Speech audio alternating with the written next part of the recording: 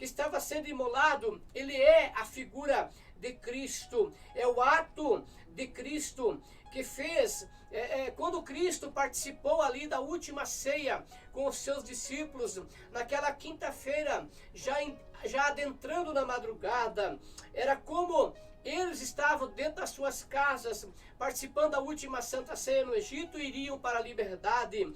Cristo então participou da sua última ceia com os seus discípulos, porque logo ele seria oferecido, sacrificado. A Bíblia vai dizer para nós, lá no capítulo de número, lá no livro de 1 Coríntios, capítulo de número 5, versículo 7, Paulo dizendo que o Cristo é a nossa Páscoa também.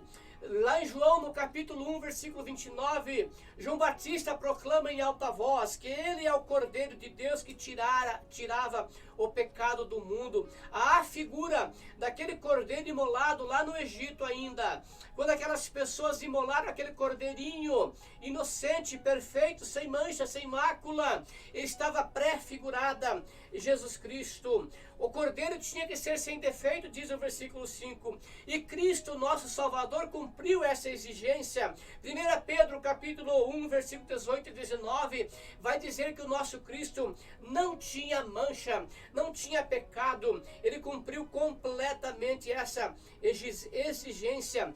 O cordeirinho lá do Egito tinha que ser separado no 10º dia do mês de Abib, o mês de abril, tinha que ser separado no 10º dia, mas no 14º dia é que ele tinha que ser imolado. Jesus Cristo entra em Jerusalém exatamente nesse dia, no dia do sacrifício, no dia em que o cordeiro tinha que ser imolado. Ele foi imolado para aquele povo que o matou, e naquele mesmo dia, naquela mesma tarde, o nosso Cristo foi sacrificado por nós todos.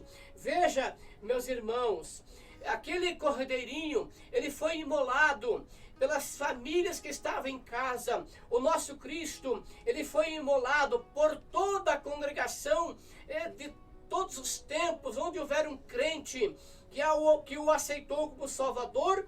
Cristo foi sacrificado por nós todos, primeiro ali pelos seus discípulos, pelos cristãos daquela época, pelos líderes religiosos romanos que aceitaram a salvação. Ele foi imolado por Israel, que o aceitou.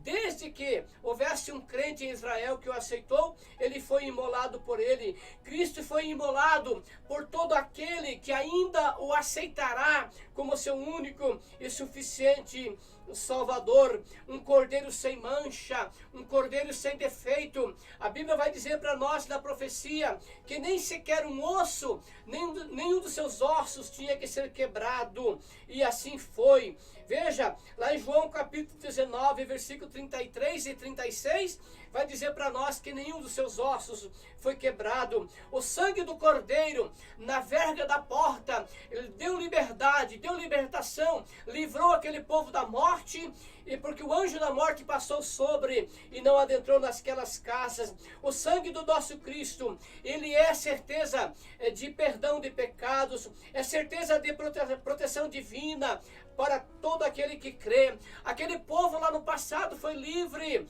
da escravidão, foi livre da morte, porque o sangue da verga o libertou. O sangue de Cristo depositado na vida daquele que crê, depositar aqui o sangue que acoberta todo o pecado. O cristão que se coloca debaixo do sangue derramado por Cristo na cruz está livre de pecado, está livre da morte, está livre da escravidão. Eu quero então dizer nessa ocasião que a Páscoa do Senhor é isso. Nós comemoramos a Páscoa, agradecemos a Deus da libertação que nos foi dada do Egito. O Egito representa o pecado em que antes vivíamos debaixo da escravidão. Agora, protegido do sangue do Cordeiro, agora nós livres do pecado, nós comemoramos a Páscoa, a libertação, a certeza da nossa salvação. Eu sei que a minha palavra, essa palavra, tem alcançado o coração de cristãos que são agradecidos pela libertação, pela liberdade que Cristo nos concede. Por isso nós cristãos, em todo ano, comemoramos a Páscoa do Senhor, a certeza da liberdade que Cristo nos concede. Então eu quero deixar encerrando essa breve mensagem, dizendo para você, meu irmão, para você, minha irmã, você que ainda não depositou a tua completa confiança em Cristo, você que ainda não entregou a tua vida a Cristo, entregue o quanto antes, clame a Ele. O povo lá no passado clamou, Deus ouviu o seu clamor e deu libertação a eles, deu salvação a eles.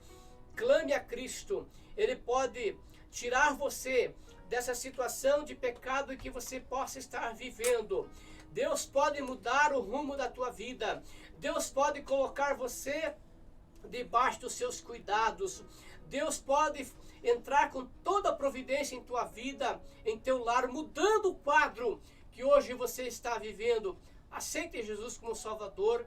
Reconheça-o como o Cordeiro que tira o pecado do mundo, como João Batista pregou. Aceita Ele como o seu sangue remidor, o seu sangue que redime o homem do pecado e dá libertação e dá certeza de salvação. Que o Espírito Santo de Deus fale muito melhor no teu coração, como ele tem falado no meu aqui, nessa ocasião aqui no estúdio da Rádio Remissão. A certeza que temos, que Ele nos ama, nos protege e nos livra. Obrigado, Jesus, por derramar teu sangue precioso na cruz do Calvário e nos proteger.